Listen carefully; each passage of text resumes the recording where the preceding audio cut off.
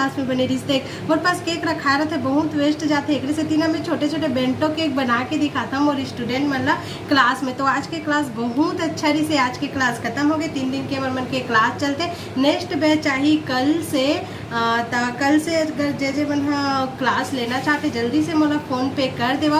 ओकर बाद मोला फ़ोन पे करके ना स्क्रीनशॉट भेजा। मैं जो नंबर देता हूँ ना वही नंबर में ही मोर फ़ोन पे चलते, ठीक है। तो जल्दी से तुमन बुक कर लो, एक जन है तो बुक कर ले हबर। बाकी मैं 5-6 जन स्टूडेंट ही लेता हूँ, ज़्यादा जन से मोर से हैंडल नहीं हुआ तो मैं 5-5, 6-6 या ज़्यादा से ज़्यादा 7 स्टूडेंट लेता हूँ, ठीक है। तो जल्दी से तुम बुक कर लो कल के लिए। वैसे तो 4-5 जन से बात हो है, लेकिन देखता ना मन कल पैसा सेंड कर ही तभी ओकर मन के ग्रुप में वहाँ जुड़ सकते, क्लास ला अटेंड कर सकते। तो क्लास अटेंड करे पर पैसा देना बहुत जरूरी ना। बहुत जन बोलते दीदी ते फ्री में सिखा दस का।